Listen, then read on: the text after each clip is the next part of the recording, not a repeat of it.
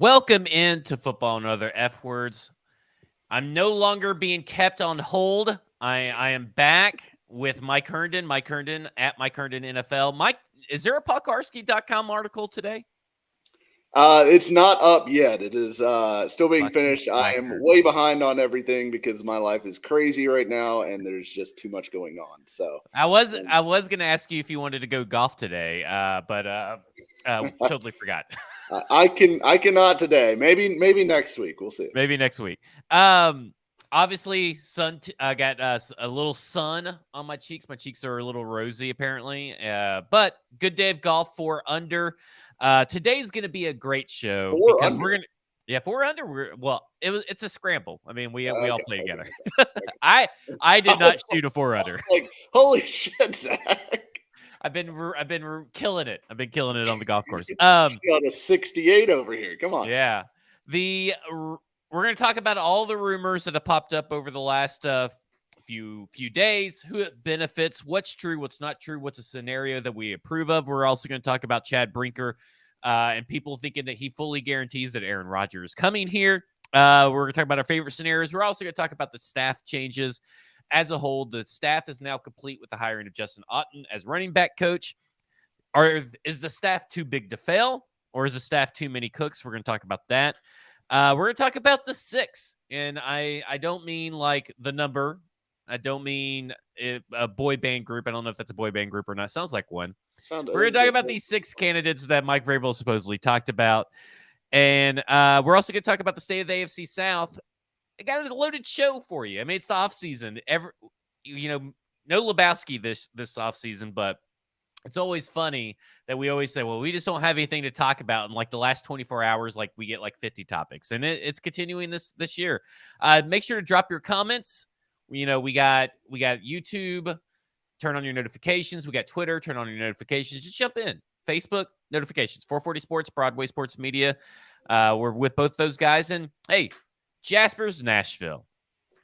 You got to get to Jasper's Nashville if you haven't been yet. I talk about it every week. Not just because they do sponsor the show, but I would probably talk about it a lot because it's one of my favorite restaurants in Nashville to go to. It's a great restaurant, great brunch, 2-for-1 beers on Sunday. Great. It's a fantastic place to watch the awful Predators team lose in spectacular fashion. But hey, great beer, great food, kind of makes it a little bit easier for you to, suffer through these losses by the Predators.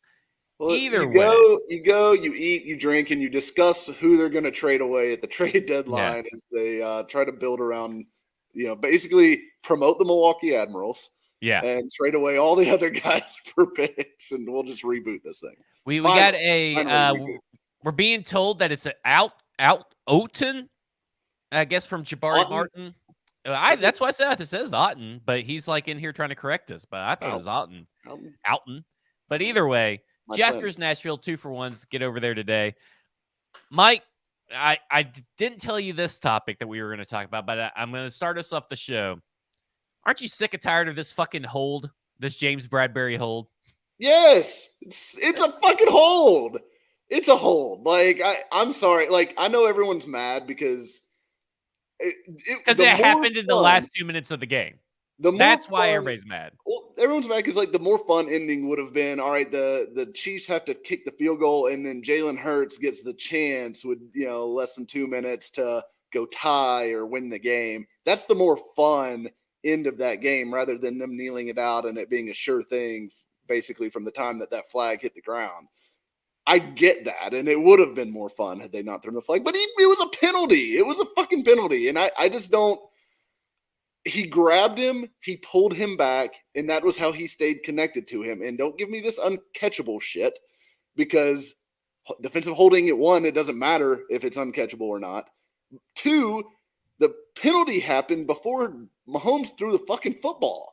So the penalty happens. That's why Juju is covered. And that's why the ball the ball ends up being thrown, kind of in a safe space. It looked like Mahomes was more or less kind of throwing it away or putting it in a spot where like maybe only his guy could get it. But either way, it was a penalty. Stop crying about it. It didn't ruin the Super Bowl. It was a great Super Bowl, tremendous Super Bowl. Loved it. Lots of drama, very compelling, lots of points. Super Bowl. Nothing wrong with that Super Bowl or the ending. The better team won at the end of the day, and it is what it is. It was a hold, and I don't understand how.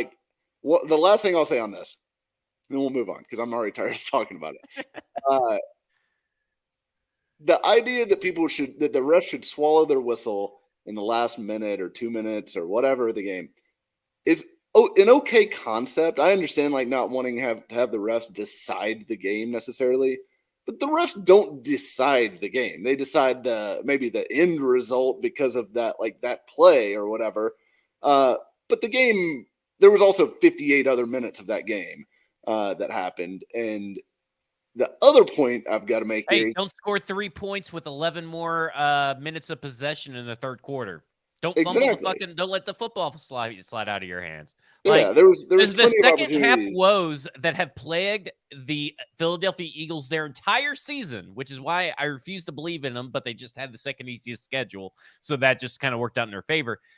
They were not historically, but they were data shows that they were a really bad second half team. And guess what? They only scored 11 points in the second half. Like, get real. I mean, this play does not technically really affect probably the outcome of that game, in my opinion. And I also think if we're saying they should swallow the whistle in the last few minutes, where's the, I feel like you have to define that, right? It has to be, is it under 2 minutes? Is it 3 minutes? Is it just the Super Bowl? Is it just for the Super Bowl? Is it just for playoff game? Like, they let them play a good chunk of the game. I mean, that first hit, I thought like, okay, well, there goes I think it was L'Jarius Sneed on Devontae Smith. I said, well, there goes L'Jarius Sneed. There goes the first penalty of the game. Let it slide. And I get apparently from the player perspective, because I've heard a lot of former players write about this, that if they're getting away with it early, they're going to continue to try to get away with it. Well, guess what? You just didn't get away with it one time. Do you think that, I mean, like, give me a break. It's like, hey, if I am a serial killer and I go down and kill a bunch of people and it takes forever for me to get caught, should I not get caught on my last kill on the last day of the year? Like if I'm doing it on December 31st, like, to me, you just got caught. And he agrees. Now he's backtracking though, because I'm sure people have gotten to his head and gotten to his ear. He's like, well, now he's backtracking a little, saying all this stupid shit. It was a hold. Deal with it. Suck it up, Buttercup. You fucking lost. Okay. Titans news. Exactly. They're just too much whining. Yeah, they're a bunch of whining. And of course there's a bunch of, pearl clutchers that doesn't even affect their lives or anything. They just got to talk about it.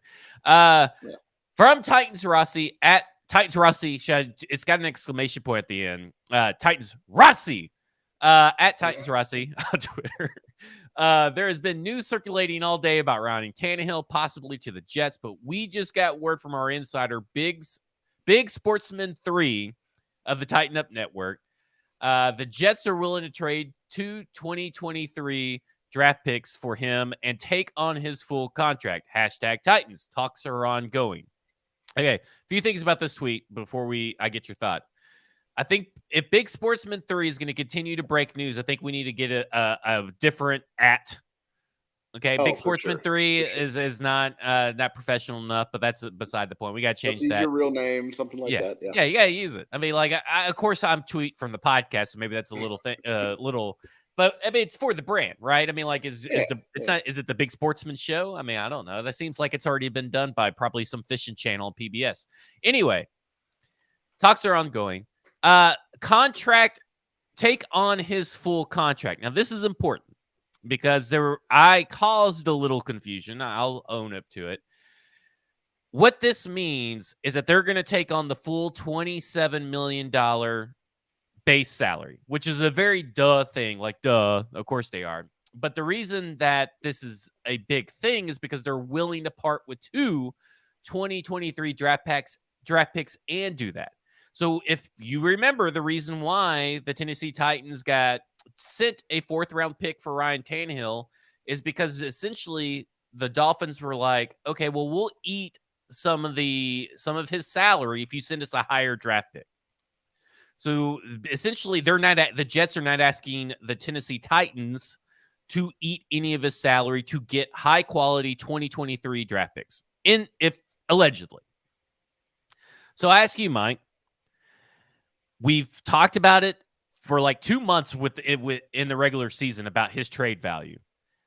How much do you want this to happen so we can just rub it in everyone's fucking face that said, oh, you'd be lucky to get a ham sandwich and a 7th-round pick for Ryan Tannehill? Very much. I very much want it to happen to rub it on all those people's faces. Because, yeah, I think we've been consistent on this for a long time now, going back to like, I mean, November, it was October. mid-season. Yeah. When we started talking about this, because, it was, well, what's going to happen with quarterback situation? I think it was even going back to like the draft or whatever, because when Malik was drafted, there was talk of like, well, if Malik is ready for 2023, what happens and everything like that, which obviously Malik isn't ready, but that's kind of besides the point here. Tannehill would absolutely have trade value. He does have trade value. You can get a team to not only take his contract, but give you real value. And look, the Jets, it makes perfect sense. The Jets have been circling Aaron Rodgers. They've reportedly talked to Derek Carr. They're going to get a veteran quarterback this year, and they should. Like their roster is very clearly a quarterback away from being like a real, like definitely a playoff team and potentially a real contender in the AFC. I mean, I could see a situation where they get one of these guys, and they are able to compete with the Bills for the AFC East crown next year. I think that's very much in play. So now that's assuming that Nathaniel Hackett and Todd Downing's masterminds don't tear down the whole thing. But I do think Tannehill would be such a huge upgrade for them. And I think people severely like Titans fans, there's a segment of them that maybe overrate Tannehill, but there's a big segment that severely underrates how good Ryan Tannehill is.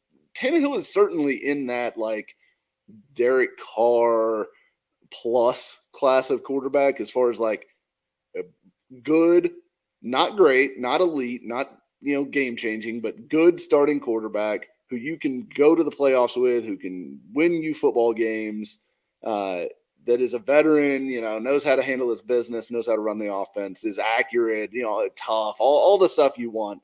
Tannehill brings a lot to the table. So it would not surprise me at all for this to be correct in that, two draft picks, like 2/3 or a second and a third or something like that. That would be a great haul, I think, for the Titans, and would certainly make the ability to build around a young quarterback that much easier with that extra draft capital and fixing the offensive line, long term, fixing the wide receivers, restocking edge rusher. Like there's so many needs for this roster right now.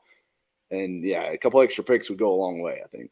Okay, so this is not the only connection to Ryan Tannehill that we heard about this week with the New York Jets. Connor Hughes, also wrote, but it got kind of blown out of proportion, of course, because people hate providing context. It's just utterly maddening that people do not read the full article and don't really explain everything in it. So it said the part that everybody zoned in on was don't sleep on Tannehill. There's a feeling around the NFL that the Jets are much higher on him than some want to believe. Okay? So that's what Jets media, that is what I've seen Titans media analysts. That's the quote, right? That is the quote. Okay? Here's the context. The Jets will do their homework on every available quarterback, but the pecking order seems to be as follows: Aaron Rodgers, Derek Carr, Jimmy Garoppolo, then Ryan Tannehill. So he's the fourth in the pecking order, regardless of the scenario, whether Titans Rossi can be believed or not. But he's the fourth in the pecking order. Of course, that does not make for good Twitter clout chasing, whoring, slutting yourself out for clicks and stuff, that kind of stuff. So there's a bit more to that. So I guess Connor Hughes is also pushing back on this idea presented by Titans Rossi that they're in this deep in negotiations with the Tennessee Titans on a trade. Now, I will say this in defense of Titans Rossi is that basically he's been pretty right on a lot of stuff. Now, there's a lot of stuff that he's been right about that is very duh kind of stuff, very general stuff. But for the most part, anything that he does say or backs up with a source turns out to be somewhat close to the truth. Yeah, I can't remember like a big miss. Yeah, I can't remember some big miss where everybody. Now this could be it. This could be the next big miss. Talks are ongoing, so he left himself an out. Very professional, very smart to leave yourself an out. But so I ask you this: let's talk about these 4 quarterbacks: Aaron Rodgers, Derek Carr, Jimmy Garoppolo, Ryan Tannehill. So I'm going to ask you. I'm going to give you a scenario, and you need to tell me: would you rather have Ryan Tannehill? Or would you rather have the scenario? Okay. Would you rather have Ryan Tannehill and extend him? Okay. Or would you rather have sign Derek Carr and have about a $17, $18 million cap hit in 2023 plus his dead money, but have the 2nd and 4th round pick?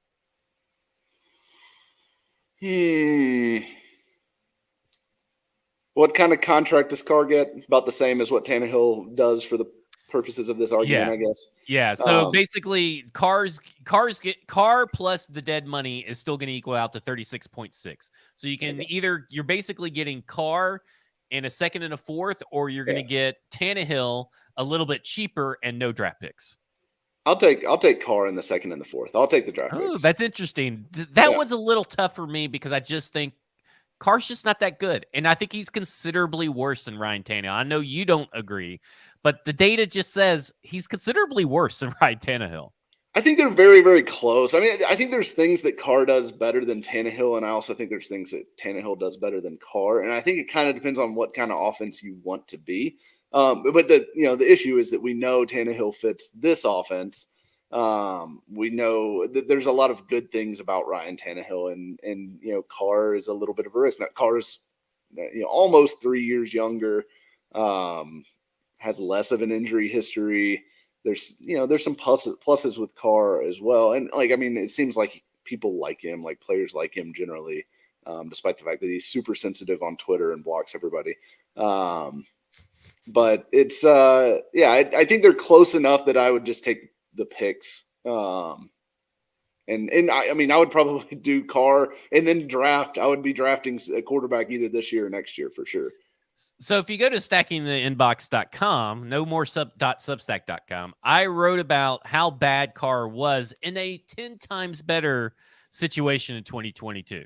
So he had a much better supporting cast for sure. Yeah, he had like a top 10 pass blocking offensive line. He had Devontae Adams, he had Darren Waller, Hunter Renfrow, Matt Collins, Josh Jacobs. He barely had Waller and Renfrow, though they were hurt for big chunks of the year. And but I mean, you still had Matt Collins who was going crazy, so it's not like they were big misses. I mean, do we got to compare it to what Ryan Tannehill had? And no Todd Downing. He didn't even have a Todd Downing to have to fight against. He did have a Josh McDaniels, though. Yeah. Well, I'll just say this. He in every efficiency metric, outside of I think it was air yards and big-time throws, because you have Devontae Adams just YOLO balls down the field, Ryan Tannehill was substantially better. So it's hard. I want the picks, right? But it's hard for me to say I want the picks and I want Derek Carr. But this turns into now, because I'm going to be a bit of a hypocrite, and I can call myself out on it. I think I would rather have Jimmy Garoppolo over Derek Carr, and I know the injury history. But at least you're getting a guy that has been to the postseason and won in the postseason. At least Tannehill has experience winning. I don't know they won because of Ryan Tannehill, but at least he has experience winning and getting to the big games. Derek Carr does not. Jimmy G does. And Jimmy G gets pretty far almost every year with San Francisco. Now, it is San Francisco. Yeah. But I think that Jimmy G, which would be a cheaper stopgap contract, I think I would take that over Ryan Tannehill and take the picks with Jimmy G. And then okay, well, I got a guy that at least can get me 6 or 7 or 8 wins. We're probably going to win a lot of games with Jimmy G if he stays healthy the whole season. But I think that, like, Derek Carr just doesn't do much for me. And I think Jimmy G and Ryan Tannehill are much closer together in terms of what this team wants to do rather than Derek Carr and Ryan Tannehill. So I'm going to go with Jimmy G. And I know I am the guy that is anti stop getting injured players and putting them in here, but he's going to be a lot cheaper. Like, we're talking a 16 million, a 12 to 16 million kind of deal per year quarterback, whereas you're talking about almost double that for probably Derek Carr. Man, this becomes tough. That's a tough pill to swallow. Yeah, this becomes tough because, well, I think Jimmy G is a decent quarterback, and you could probably win with him here. He's going to be hurt at some point during the year. Like, it has happened almost every year of his career. I think he's played one full season. He's been in San Francisco somehow for 6 years, which seems crazy to me. But out of those 6 years, he's only played one full season there. Now, I think the first year it was because he was traded mid-season. Yeah, he was. He was traded mid-season. I don't know if that was. I think he was traded that was the year I think they played us, and I think that he got traded like a week or two before he played the Tennessee Titans. Yeah, I think that's right. So he's going to be hurt. At that point, honestly, I would probably just assume go get Teddy Bridgewater, Jacoby Brissett, and call it a day. Like, I mean, that's such a big drop off in talent, though. I don't think it is. I think Jacoby Brissett. Come on. I think Jacoby Brissett is way closer to Jimmy G than you're probably giving him credit for. No way. No way. I mean, Jacoby Brissett was okay in Cleveland this year. I mean, they were winning some games. He was better in Cleveland than Deshaun Watson was. Yeah, well, I mean, Deshaun Watson is a trash human and trash player, so. Yeah. I don't know. Oh, man. I don't know for what about you're going to have to pay him. And at that point, like, you're not going anywhere with this roster and Jimmy G. I mean, you're just not. What you're doing at that point is you're either buying time for whatever 2023 quarterback you draft to get ready, or you're just playing out the string until you can find another quarterback. Well, that was my idea behind it, was that, like, okay, if you're going to have Jimmy G, he's obviously a stopgap, right? Whether he's a stopgap for 2023 or a stopgap for 2024, but he's just eventually you're either saddling yourself up with Carr for a couple of years, or you're saddling yourself up for Ryan Tannehill for a couple of years, or maybe, just maybe, Chad Brinker was hired because he knows Aaron Rodgers. They golf on the weekends, and this is Aaron Rodgers season, baby. This is it. He's going to emerge out of the darkness, and he's going to see just blue sky, and he's going to go, yeah, baby, blue sky. Tennessee Titans are blue. Let's do it. He's building a house here. Did you hear that? Yeah. Yeah. I look, the money, and I know you dug into this a little bit more, so maybe you can talk about the details on that. But the money with Rodgers, to me, like, makes it extremely hard to make it work, because here's the problem. It's not just like, maybe they could find a way with, like, all right, you trade for him, he redoes his deal, pushes some money into the future, you get his cap hit down for, but even like if you can get his cap hit down for to a smaller number this year, it's still going to be a high number. And it, I mean, well, let me say this. So this year, to acquire him, it would be it'd be a little bit over $15 million cap hit for the Tennessee Titans in 2021. Now, does that include his, like, he has a, like, roster? There's a weird option. It's the base salary of 1.165 and the option of 14,575 is what it boils down to. I had to look it up. Luckily, Spotrac had a article that broke it down for me, because this contract's a fucking mess. I hate this contract. But they had an article about it, and I'll pull it up right here if you just give me 1 second, if I'm not mistaken. So it says, "What's next, Green Bay Packers?" the name of the article. And it says, if Rodgers requests a trade, there are two options: before June 1st and after, obviously, blah, blah, blah, blah. For those wondering, Rodgers would bring a 15.79 million cap figure with him to the new team in 2023. Then 32.5 million, 51.1 million, and 45.2 million through 2026. If he were to retire, though, after 2023, he'd leave behind a 43.72 million dead cap hit in 2024. So contract-wise, it's not that bad if you can get 2 years out of him. Yeah, but the problem is getting 2 years out of him. Yeah. Well, that and the amount of picks that you're going to have to give up too, right? Because I mean, even if he had a down year this year, there's no doubt about that. And the Packers seem like they're ready to move on, which is going to depress his value a little bit.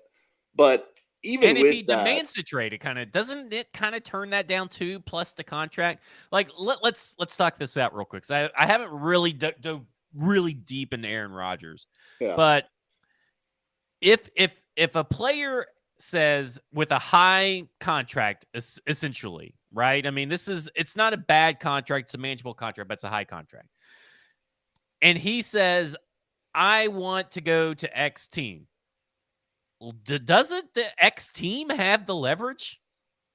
Yeah, they do. I mean, but does he have a no trade clause with that deal? I think he had to. I don't know. I think he had to waive it for this contract, but I'm not entirely sure. But even if he doesn't, I mean, at some point, I think he does have a no trade clause. I'd be surprised if he didn't. So let's backtrack. I think he has a no trade clause. So, I mean, I definitely think it would have to be a situation where, I mean, I guess money wise, you could make that work. My question is, what are you going to give up to get him? It's got to be a first round pick, I'd imagine, starting point. Hey, here we go. Rodgers doesn't have a no trade clause, but to a degree, he'll likely be able to dictate where he ends up. I thought he had to get rid of that, but okay. So he has some leverage as far as like if he said, all right, I want to go to Tennessee. Like, I guess we know one thing we do know is that Rodgers does like Vrabel.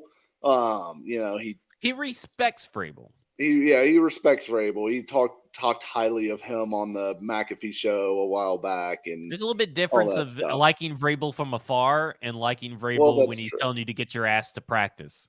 That's true. I could see where those two guys would get along okay, because I feel like they both have like that sarcastic, kind of shit talking, nature to them.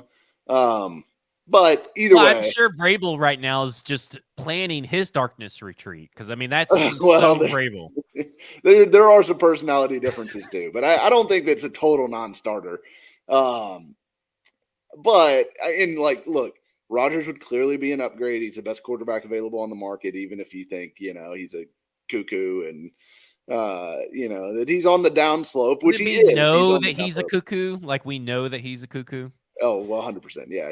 Hey, listen, we're right here. Trace Wynn says Rodgers' brother lives in Franklin, so that means that he's probably not coming. But that's the brother he hates, right? Yeah, the brother he hates. Although they might have patched it up. I thought I remembered that they got maybe patched up a year or two ago. Either way, Rodgers' familiar relations are its own story. But if you could get Aaron Rodgers, I'd be for it. I mean, but I still don't know why Rodgers wants to come here. And that's my thing. I don't think he emerges from this darkness abyss, and I think he's actually probably going to say, I'm either retiring or I'm going to stay in Green Bay, just because he just wants to fuck with everybody in Green Bay. It's the same thing that I mentioned on Twitter about the offensive coordinator search. Like if you're Aaron Rodgers and you're like, all right, Titans, what do we got? No offensive line whatsoever. Like, hey, they got Justin Alton now. There's a strong possibility that you're going to have one starter back on the offensive line, and that's Nicholas Petit-Frere, who was very, very bad last year. For the second half, because you were singing the praises of NPF for the first half. I thought he showed flashes that I was excited about. You loved some NPF, okay? Let's not have revisionist history on this row. Hang on. I consistently said he shows flashes, and eventually, if he gets the consistency stuff ironed out, he could be pretty good. The consistency stuff got worse as the year went on. It usually gets Well, he better, hit the which rookie is wall. I mean, he's concerning. a 3rd-round draft pick, hit the rookie Yeah, wall. I mean, I'm not writing him off. I'm not saying MPF is a terrible player and he's like in the doghouse and shit forever. I'm just saying he's a guy that was bad last year, and he's the only guy that might be coming back, or he Let me might ask be you the this. only guy that ends up coming back. I think this is a good thing to bring up, and I know you're on a tear, but I get what you're saying. You're saying that essentially, what is there to like about Tennessee if you're Aaron Rodgers? Because you're right, there is a major retooling going on, and you have the comfortability of what's going on up in Green Bay because you know Got a everybody. You just better broke in all offensive those wide line, receivers. better wide receivers, Yeah. better tight end. Like, there's all of the above. Okay. This team trades for Aaron Rodgers. All right. Okay. They then turn around and trade and probably recoup some of their draft picks or whatever they have to trade. They trade Ryan Tannehill, right? Not saying this is a good idea, but don't you think that maybe the presence of Aaron Rodgers with the presence of Mike Vrabel can possibly talk Taylor Lewan and taking a pay cut? And we've both been big proponents that would not be the case. But don't you think that maybe Taylor Lewan and Ben Jones both come back to maybe play for Aaron Rodgers? Maybe. I mean, Seems they like you both. can get a lot of people take a lot of pay cuts to come play with Aaron Rodgers in Nashville, where there's no state income tax. The selling point for free agents would certainly be better. Because then everybody, you'd be getting all the players that are like that want to go ring chasing, right? Kind of like what Tom Brady was doing down in. But I mean, I would assume that Aaron Rodgers is liked by players, maybe. I mean, maybe, but I think the ring chasers are still going to go to KC and Philly and Cincinnati and Buffalo. Like, there's a list of 5 or 6 teams, even if you added Aaron Rodgers to this roster, that I would say are clearly above the Titans as far as like the pecking order of can you win a Super Bowl with this team. So I don't know. Could you convince Taylor Lewan and Ben Jones to come back for one last run to help out stuff? I think maybe. I mean, there's obviously like Lewan has like life considerations. I mean, he's already apparently talking to media companies about potentially like, broadcast, or maybe not like broadcast, but some sort of role on TV. He's got the podcast, which is very successful now. And I mean, look, he looks like he weighs about 260 pounds right now, Yeah, he's which like to Aaron me, Brewer size. looking like he looks like he's looking like me right now, me and Justin Otten and Taylor Lewan. So I to me, that maybe is a guy that's leaning towards retiring. I don't know that to be the case, but I just reading some context clues here, but I don't know. It'll be. I just think it's still a hard sell. Okay, so you believe in you would do the Derek Carr scenario as long as we got 2 picks out of Ryan Tannehill. I would be dissatisfied but understanding of that trade. Yeah. I would prefer the Jimmy G scenario. In that scenario, you for Jimmy G though. No, he only got a 1-year contract. He's a free agent. Okay. He just hasn't been cut yet, so that's why he can't go do the free agent market and stuff right now. So, all that to say, then let's circle back to Aaron Rodgers. One last thing. I think we'd both be happy with it, but we just don't think it's very likely. And I think it's even more unlikely because Chad Brinker is here, and he probably doesn't want to fucking deal with Aaron Rodgers' negotiations ever again. Like, don't you think he's just probably sick of it? I mean, there's a chance, yeah. He's like, oh god, this guy again. Yeah. That's what I'd be thinking. Okay, big news, or sort of big news, but I think it is big news. Justin Otten has been now hired as run game coordinator and running backs coach for the Tennessee Titans. For those who may not be familiar with his game, when he became full-time offensive coordinator back in weeks 17 and 18 for the Denver Broncos, they ended up being, the heck happened? Did I get reloaded? No. Mm-hmm. Sorry, I was checking. Oh, yeah. They became 6th in rushing EPA, and they were That's a big jump because they were like 32nd in rush EPA before he took over and became this. Now, he obviously was interviewed for a position on the offensive staff, which I think was offensive coordinator. But hey, we also, if hey, we're probably not going to hire you for offensive coordinator because we already had our mind made up. This was a sham interview. But they probably didn't word it that way. But I mean, that's what they're thinking. But if you don't get hired anywhere else, we'd love to hire you back as running back coach. You always got a job here. We'll keep the light on for you, Motel 6. So, what do you feel about the Alton hire? And I think, despite the underwhelming offensive coordinator hire, this is one of the most impressive offensive staffs that is definitely the most impressive that the Tennessee Titans have had under Vrabel. But it kind of looks like this may be one of the best offensive staffs in the Tennessee Titans history since moving to Tennessee. What are your thoughts on Alton and that statement? I think it is. I think it's a good sign that the Titans now have 4 coaches on staff that interviewed for coordinator jobs in this cycle that are not coordinators here in Tennessee. Chris Harris, the new defensive backs coach, Charles London, the quarterbacks coach and passing game coordinator, Auten, who we just talked about with the running backs and run game coordinator, and of course Luke Steckel, who is the run game analyst now, I believe. That's yes. Right? So yeah, I do think it's a pretty impressive staff all in all. I mean, think what you want about Tim Kelly. I think the jury's still out on Tim Kelly, to be honest. I mean, I wasn't super excited about the hire because I was hoping that they would just go a little bit more outside the box than that. But he might be good. I mean, I don't know that we should be saying that Tim Kelly is just automatically going to be a terrible coordinator. And I do like that they have a big support system in staff. Now, I mean, Auden made it to the second round of interviews with Baltimore, who we all think is a smart organization, well-run organization. I think everybody respects John Harbaugh as a coach and, honestly, as a evaluator of coordinator talent. So, yeah, I think Auden is a respected guy. It seems like highly thought of. Obviously came up with Green Bay under Matt LaFleur is kind of his connection. And so he'll have a baseline understanding of, kind of the offense that the Titans are transitioning from. How much of a transition they're going to undergo, remains to be seen. Obviously, Vrabel's comments were kind of cryptic on that. So we'll see what this looks like next year. But I think there's a lot to like about it. Auden, London.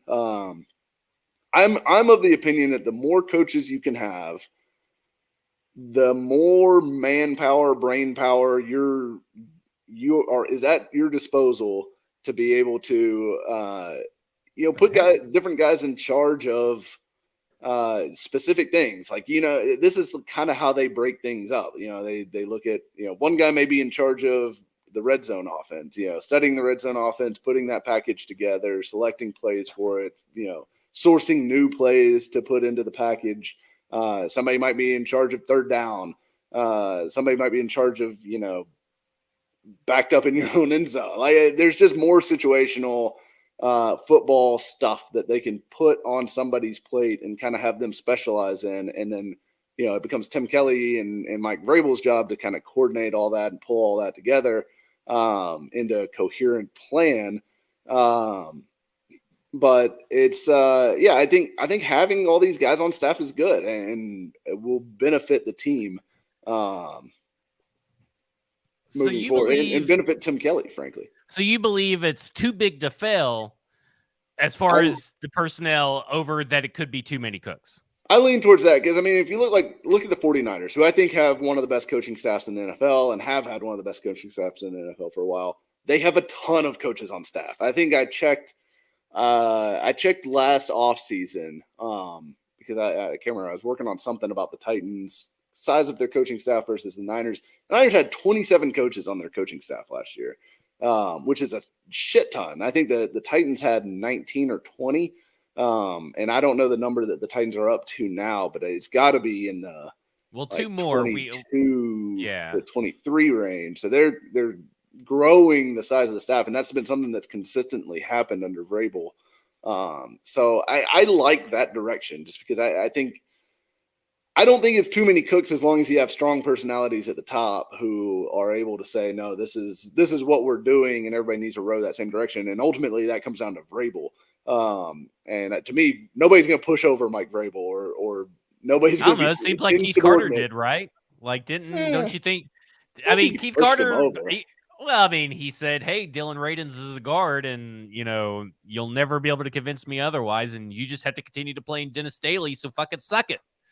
I don't think that's how that went down. I think maybe That's what Vrabel Mike Vrabel believed. makes it sound like. It makes it sound like that he didn't even fucking. He's like, "Well, Keith Carter told me, and so I got to blame the coaches for doing all this stuff." I don't know. I'm not. I'm sure Vrabel had. Vrabel has eyes and sees everything at practice. If he thought Radens could play tackle, I think he would have played tackle. I mean, I'm just going off of what his words are. Okay, so speaking of his words, he was on the Buck Rising show last week, and he said that they interviewed about 6 offensive coordinator candidates. Now, I've been a big proponent, and you can go to stackingtheinbox.com, and I've said that he has not done his due diligence. And I can tell you right now, the 6 offensive coordinators that he's hired or that he interviewed. And I want you to tell me if you think that is the logical conclusion to draw, that it's these 6, and that you can say, yeah, I can see that it being totally, this is the most likely scenario, that is these 6. Because this is what I think is the most likely scenario. Tim Kelly. He interviewed Tim Kelly. He interviewed Charles London. He interviewed Justin Alton. He interviewed Luke Steckel. He interviewed Pat O'Hare, and he interviewed Tony Deuce. I'm not buying that. No. Why? They're the 3 guys that were in-house outside of Tim Kelly that changed positions. So I think that he's using the interviews. He brought them in there, and they're talking about offensive coordinator stuff, and they're talking about this. But then he's like, okay, what's next plans? Where can we put you? Where can we make you fit? Well, what about Jason Hoteling? Or there were some other guys. Well, he just got promoted. Well. I mean, like, he didn't get switched. He got promoted. Well, I mean, technically you could say Luke Steckel got promoted or Pat O'Hara got promoted, depending on how you view those analyst roles versus position coach roles. So I don't know. I just don't know that I'm buying that. I think it would make so much sense as to why there wasn't any news. You know why? Because nobody gives a shit about fucking Pat O'Hara coming in to do an interview for the Tennessee Titans. They know that's not going to be news. I know you view this as like one of those things that like the media infallibly gets all of the coordinator interviews like exactly correct. Well, I know. I mean, it's just the Tennessee Titans that they don't.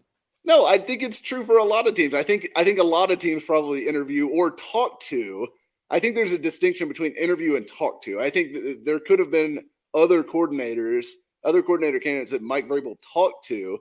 And I don't know if he's counting Matt Nagy or the enemy in that. That's 6. even worse if he's counting them, because then you go down to 4 because you didn't interview them. Well, he didn't interview them, but he talked to them. And he may have talked to more. I don't know if they talked to him.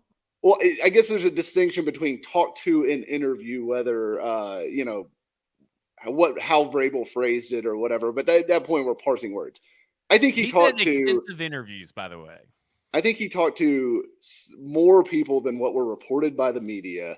And I think the reason that doesn't get out is that if you don't have a formal interview and it's just a conversation, I mean, what's to report at that point? Like that they talked to so-and-so about the. Well, he used the word 6 interviews. So you're moving on to something that doesn't really matter. I'm giving you the 6. I'm giving you the 6 people that he actually interviewed face-to-face at a table or on Zoom, and he said, here, we're interviewing you for offensive coordinator. Here are the 6 people. I guess I just don't know that I don't buy that it was Pat O'Hara and Luke Steckel and like all these other guys. I don't know if they were seriously interviewed, but I also think that they were interviewed, but I think that it's almost like Mike Vrabel's probably using those interviews to bump his numbers. Because let me say something. It wasn't anybody, even if it wasn't them 2, which I bet he interviewed Luke Steckel, because why would he suddenly get a Chargers interview if they didn't catch wind that maybe he was getting an interview here? So I want to say this. Even if it's not them two, the two people that he interviewed to take their place sucked and weren't noteworthy. I mean, that is the key, because every agent wants their guy to be out in the media. So it's not like these candidates are taking an interview and not telling their agent. I'm not going to tell my agent I'm taking this interview.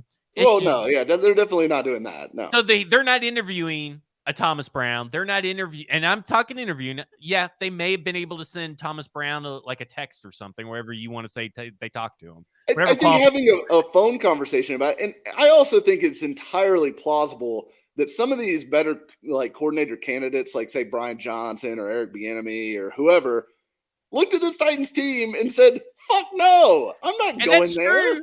But that does not count as an interview, because he said they had extensive conversations and interviews with 6 people. So who are those 6 people, Mike? If your argument is that he did not do his due diligence, if he called all these guys and said, "Hey, we'd love to talk to you about this position," this guy laughed at him on the phone and said, "You want me to come coach a team where you're only really above average?" Well, we heard about 2 of those, right? Running back. I mean, Bieniemy and Nagy. We heard about Bieniemy and Nagy, right? Why wouldn't we hear about others?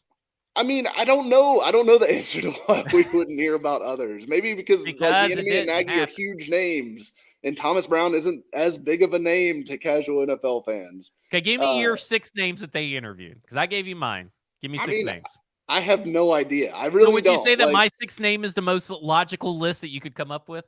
I don't think it is the most logical list, because I think Vrabel is smarter than to just go interview all of his position coaches and pretend like that's a coaching search. Like, well, no, he interviewed Justin Alton and Charles London too.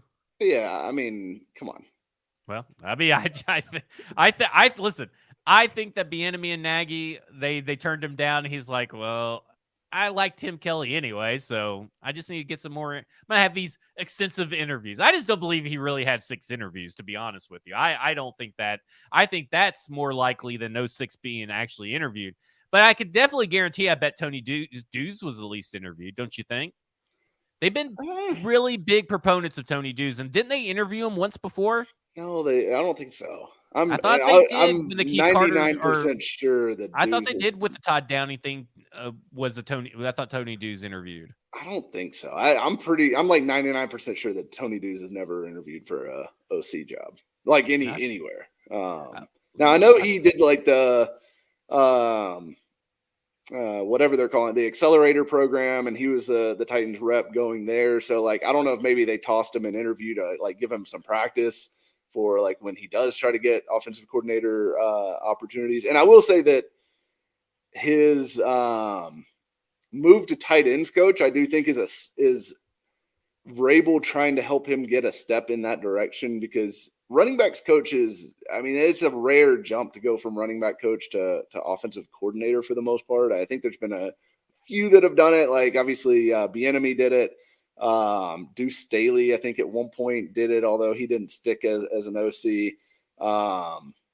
Yeah, I don't know. I think it's I think Dews moving to tight ends coach is about getting him future offensive coordinator spots. And maybe they did interview one other internal candidate, but the report came out pretty early that Tim Kelly had talked to the team about the offensive coordinator job, and it was considered, quote unquote, the leading internal candidate, which to me tells me that like probably the only internal candidate, because otherwise why would they already be telling somebody that, yeah, Tim Kelly is the top option here? Like, I mean, that's, it would have been a no-brainer. He was leading, right? I mean, who is he leading if he's the only one in the race? I mean, I guess they could have said is the only internal candidate, but I don't know. It's all parsing words, and to me, like, I just don't think it matters. Like, I don't think it matters. I think they did talk to a bunch of people. It matters how the process went for this, how this went. I do think it matters, but I don't think we will ever know how it really went. I know, based on media reports. We can assume. We can assume that we're making a ton of assumptions if we're just saying he interviewed the 2 guys that we heard reported, and then all these internal guys. You know how we could have known? If Buck had done his fucking job and actually asked, hey, tell us the 6 because we know 3. Can you tell us at least a few of the names that you interviewed? But I'm no, he guessing. just kind of just rolled off to the next question.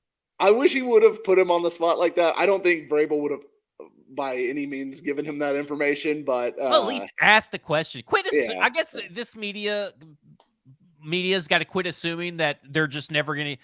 Vrabel has them trained. That's what yeah. it all boils down to.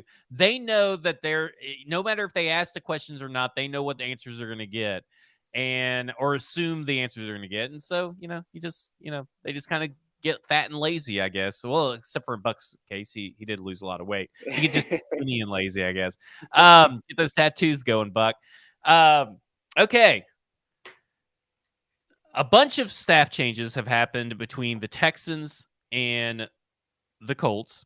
And unlike the Tennessee Titans, they actually did their due diligence and interviewed and cast a wide net among many candidates across the world. And I look at the Texans and I look at D'Amico Ryans and I feel conflicted because obviously D'Amico Ryans is a former Alabama player, and I've held D'Amico Ryans as a coach in the highest of regards. When before Shane Bowen was hired, I even wrote about how the Tennessee Titans should be going after D'Amico Ryans for their defensive coordinator position. And yet again, Mike Vrabel not casting a wide net because he just loves his buddies. Hires Shane Bowen, which actually turned out to be pretty good. Could have been better if it had been D'Amico Ryans or Gerard Mayo, but hey, just keep doing what you do, Mike. You're so smart.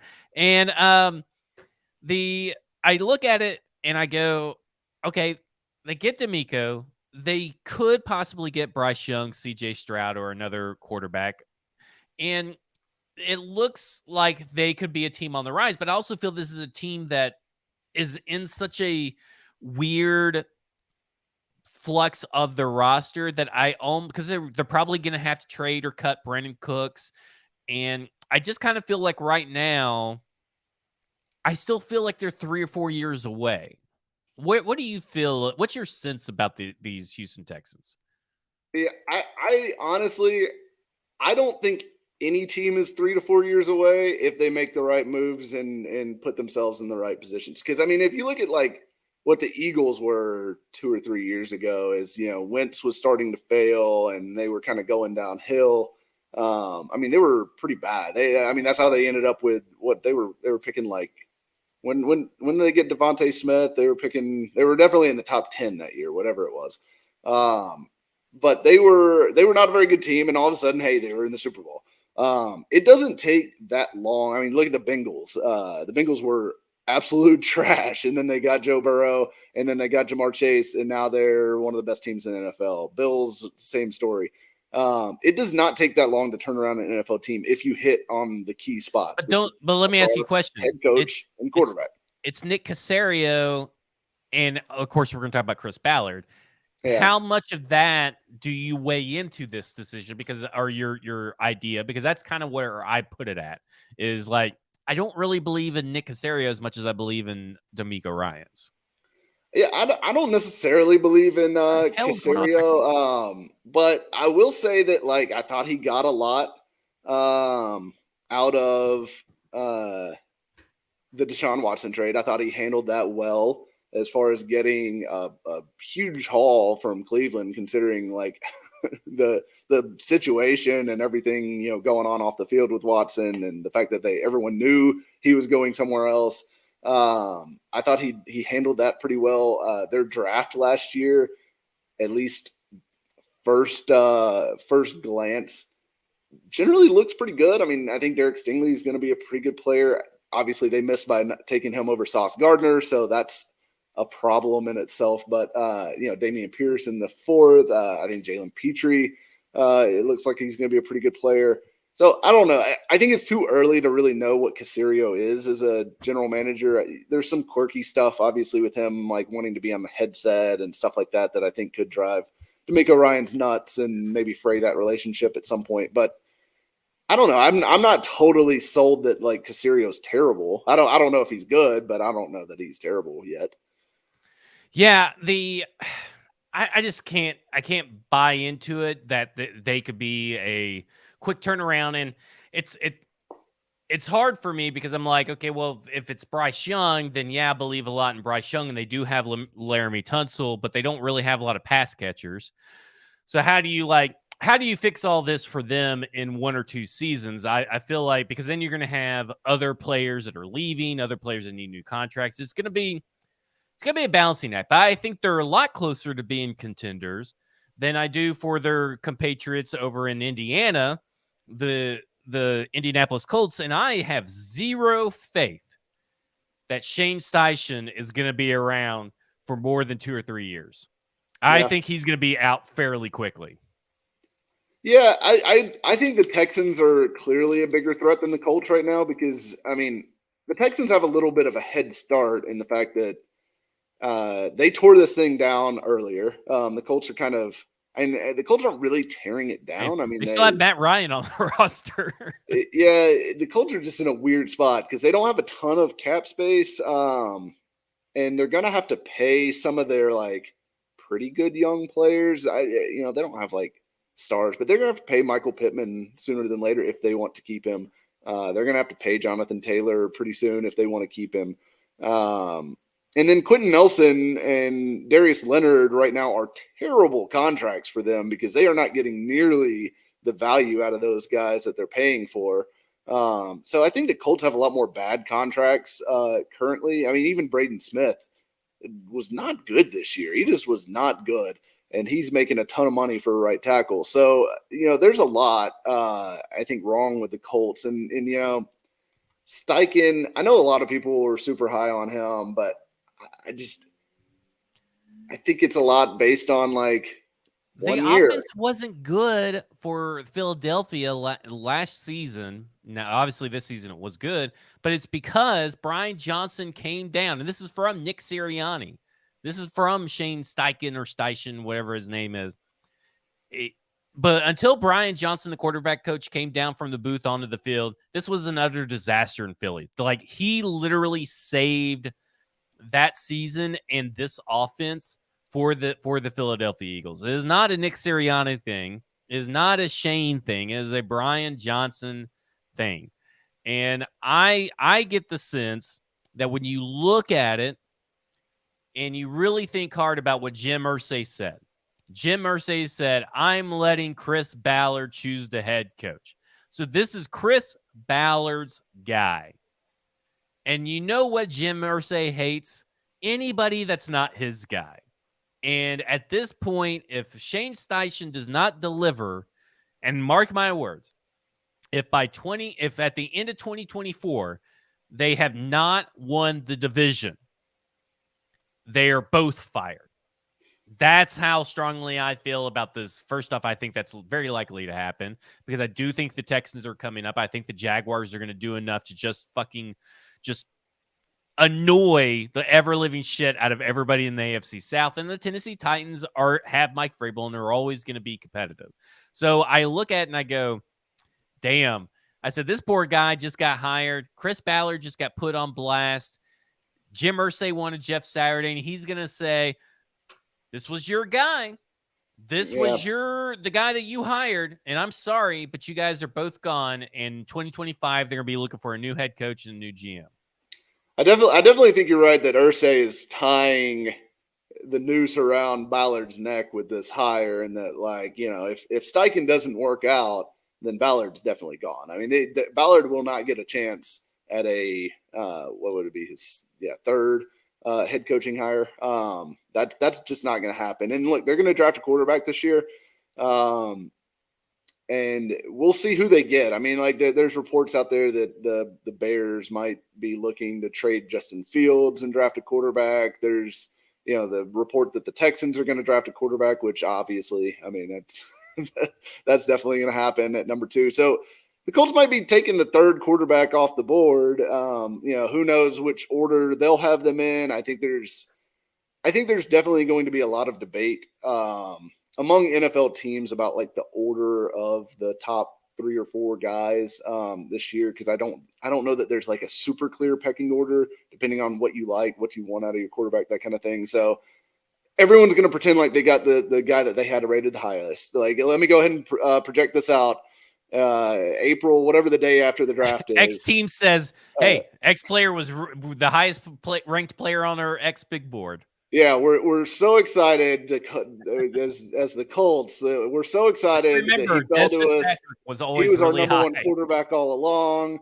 We're thrilled. We can't believe he dropped to us. What that's going to happen? That quote. Go ahead and print it. Print the article. Have it ready to go. Just fill in the names later. So, yeah, I think tying the Steichen to a rookie quarterback, with not a ton of weapons right now, and look, they also don't have the extra draft picks. Like Houston has, I think, 11 picks in this upcoming draft, including 5 in the top 73. And they have 2nd overall and 12th overall. So, like, you could absolutely go get, say, you like Bryce Young or whoever, CJ Stroud, like whoever you like at quarterback, and then turn around and get Quentin Johnson, or turn around and get a, whatever piece on defense, like a premier pass rusher type, with that 12th pick.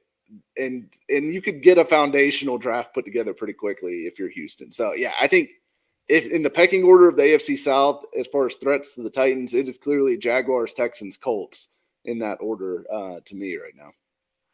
Yeah, that's where I'm at too. I think the Texans have the highest ceiling, I think, out of the 2 teams. Because I do believe in D'Amico Ryans. But listen, D'Amico Ryans could just be a Norv Turner, Mike Zimmer, Adam Gase. I'm a good coordinator, bad head coach, or I will never live up to my expectations, and I would hate that for him. But I'd also love it because fuck the Texans. But I could totally see that, and I don't see it with Shane. I didn't see it when everybody got all happy about Jeff Saturday that were like Colts fans, or when they traded for Matt Ryan, or when they traded for Carson Wentz. In fact, Jonathan Jones is already from CBS has already said, well, they're probably the favorites now. The Colts, oh my God, did that on really the head happen? coaching hire. Like, where are we at? Like, where are we at with a society that we're going to keep doing this to ourselves? It's just funny. Always funny. That's hilarious. Well, that will do it for us. This has been Football and Other F Words. We thank you for those in the chat joining us for YouTube, Facebook, Twitter. Go to 440 Sports, go to Broadway Sports Media, turn on notifications. Tomorrow is going to be a football show, 1 p.m. Central Standard Time. StackingTheInbox.com is my website where you can get all my recent written works. I talked about the difference between Derek Carr and Ryan Tannehill, financial numbers, data, stats, jokes, got it all for you right at stackingtheinbox.com. $4 a month. It's pretty inexpensive compared to everybody else. It's a fantastic way to spend $4. I promise you won't regret it. So stackingtheinbox.com. On Thursday, I'm going to be writing about Jimmy G and Tannehill and doing kind of a similar layout as what him and Derek Carr were. Mike, you write for paulkarski.com. You are on Twitter at Mike Herndon NFL. What are you writing about this week? Wide receivers. How do the Titans fix the wide receiver room this year? Because how many times do you mention Jacoby Myers? Because that's your boy. I do like Jacoby Myers. I like Jacoby Myers. Don't get me wrong. I like Jacoby. I think there are better options out there, but I do like Jacoby Myers. Oh, interesting. I'm very surprised by that. I figured Jacoby Myers. I figured it was like Jacoby Myers, clone Jacoby Myers, then clone Jacoby Myers, clone. Those are the first 3 paragraphs, but there's paragraphs. more. Yeah, because cloning's a thing. Don't forget, cloning's a big thing. Big conspiracy theory guy. So that's at palkarski.com, at Mike Herndon NFL. We're brought to you by Jaspers. 2-for-1 on Sundays, the best place to watch the Predators hockey.